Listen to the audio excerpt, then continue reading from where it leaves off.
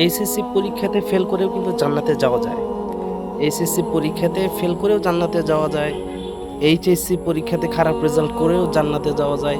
ভালো একটা ইউনিভার্সিটিতে চান্স না পেয়েও জান্নাতে যাওয়া যায়।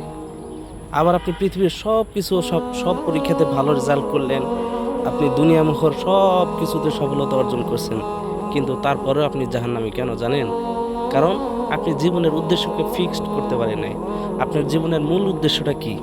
আপনার জীবনের মূল উদ্দেশ্যটা কি এটা যদি আপনি না জানেন, একজন মুসলিম হিসেবে এটা আপনার ব্যর্থতা। কারণ একজন মুসলিম হিসেবে, এক শেষ নবীর উম্মত হিসেবে, আল্লাহর বান্দা হিসেবে আল্লাহ পাক আপনাকে যে দুনিয়াতে পাঠিয়েছেন, এটার মূল উদ্দেশ্যটা কি?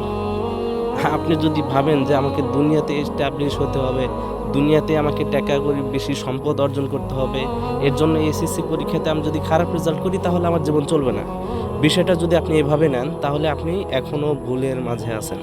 কারণ একটা জীবন এতটা বেপরোয়া না যে আপনি এসএসসি পরীক্ষাতে ফেল করছেন, এই জন্য নিজেকে আত্মহত্যার দিকে নিজেকে এগিয়ে দিয়েছেন। এটা জীবনের মূল উদ্দেশ্য না।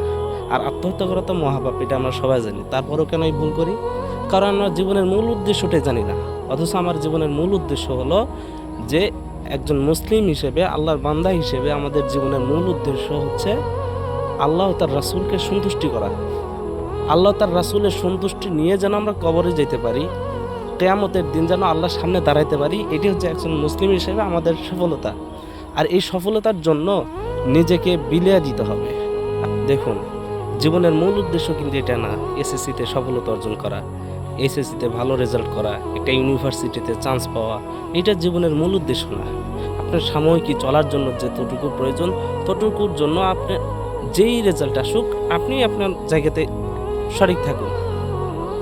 আমরা আমাদের জীবনের মূল উদ্দেশ্যকে সঠিক রাখি, যা আমাদের একজন মুসলিম হিসেবে আমাদের জীবনের মূল উদ্দেশ্য হবে আল্লাহ তার রাসূলকে সন্তুষ্টি করা, এবং আল্লাহ তার রাসূলের সন্তুষ্টি নিয়ে যেন কিয়ামতের দিনে আল্লাহর সামনে দাঁড়াতে পারি এবং আমরা সবাই একসাথে জান্নাতে যেতে পারি এবং আল্লাহকে দেখতে পারি। জান্নাতের সবচেয়ে বড় নিয়ামত হচ্ছে আল্লাহর দিদার।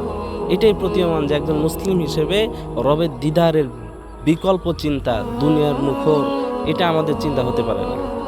এজন্য নিজের জীবনের উদ্দেশ্যটাকে ফিক্সড করি, আমরা আমাদের জীবনের পাথেয়কে গ্রহণ করি, অন্যায়, ভুল, ভ্রান্তি এই পথগুলো থেকে আমরা বেরিয়ে আসি। আল্লাহ সুবহানাহু ওয়া তাআলা আমাদের সবাইকে কবুল করে নেন।